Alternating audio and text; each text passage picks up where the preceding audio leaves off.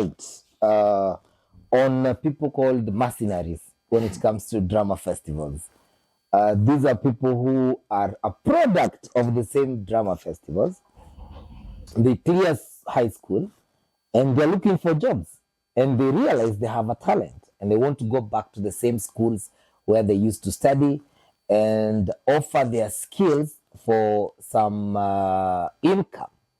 But then they are told, you're not a teacher, you're not you cannot go to a school, you cannot work in a school. What do you think should be a solution to this problem, which has been existing for so many years? Yes. Yeah. I understand. And I know where you're coming from. They used to be called jiggers at some point. Jiggers were, I don't know why they were called jiggers, feeding off the, I don't know. But they used to be called jiggers at some point. Now they used to be called mercenaries. And then after mercenaries, it went to resource persons now. So the whole issue has been some of these talented people come back to train the discipline part of it. Yes. Some teachers would abdicate that job of being with the students for drama. They just go and they leave that student who was some of them were just maybe 1 year old in there after finishing school. Yes. And they've gone back to train. Yes. And they are not really mature enough, not even responsible enough. They haven't developed that experience to handle to handle other children. Yes. So leaving them to be in charge of children per se is inappropriate. Is not right. I agree. So and some of them would abuse that situation. So when a student or a product of the festival wants to come and train a school, the teacher needs to be present. The real teacher, because now it is his responsibility. Yes. Those children that are there are under his responsibility. Yes. You cannot abdicate that to that mercenary, that trainer. Yes. Because by the end of the day, you're the one who will answer questions. You're the one who is responsible for those children. So you must be there.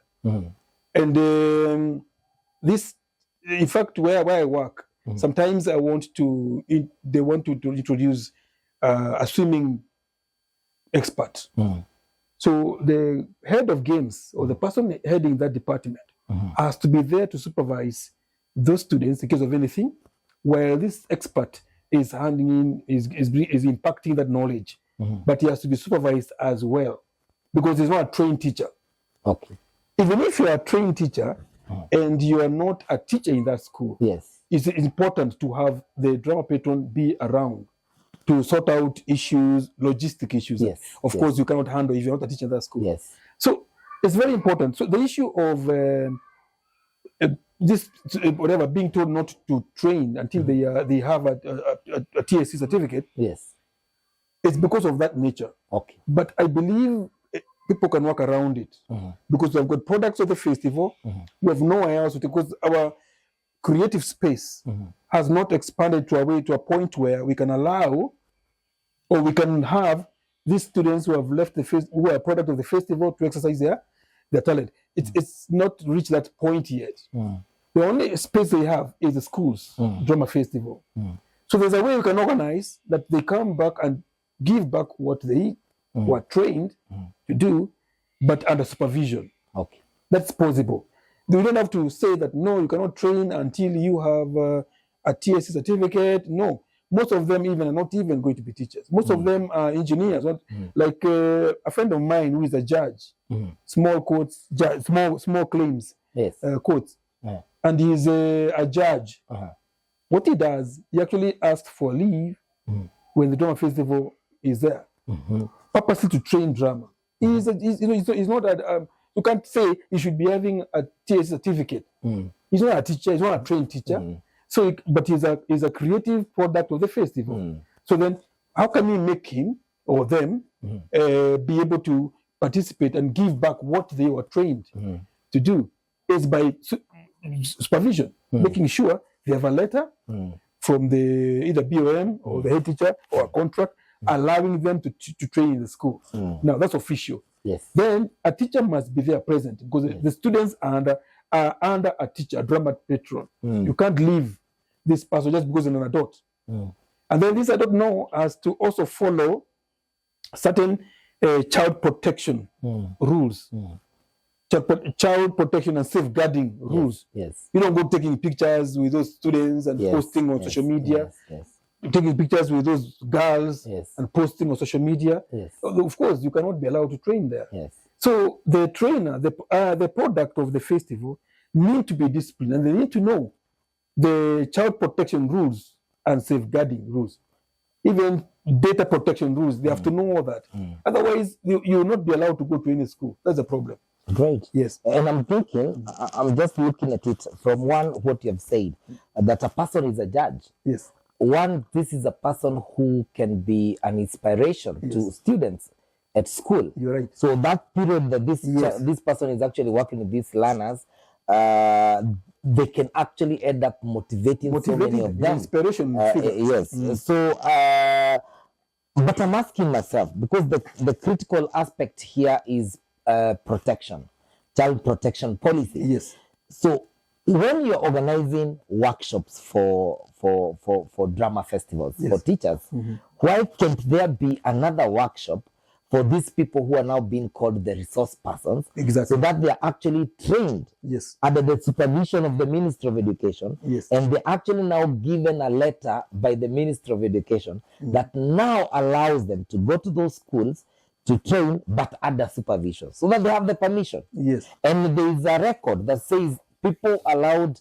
It's the way like now TVET has done. TVET, the way TSC has TSC number, TVET has their own number to allow people to teach in colleges. Yes. Why can't we have the drama festivals also qualifying these resource persons? Yes, you're right.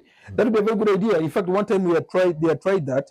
They even had a seminar for them one time, and also a registration format for them. Yes. A body where they're registered. That now, now they are self-regulating. If one of them errs or goes wrong or does something unprofessional, they're able to discipline that person. Yes. It's because the TSC has no mandate over them. The TSC, which is the regulatory body, or the Ministry of Education, have no mandate over these ones because they are free souls out there training.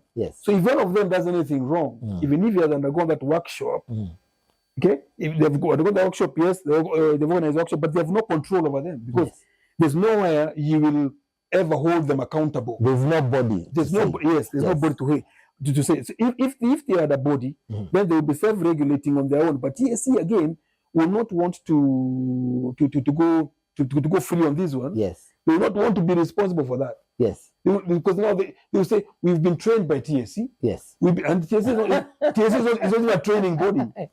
TSC is just an employee. It's a staffing. Yes, it's a staffing body. It's not a training body. The Ministry of Education does not even train. So it's saying now here, it is a question of they have not been trained as teachers.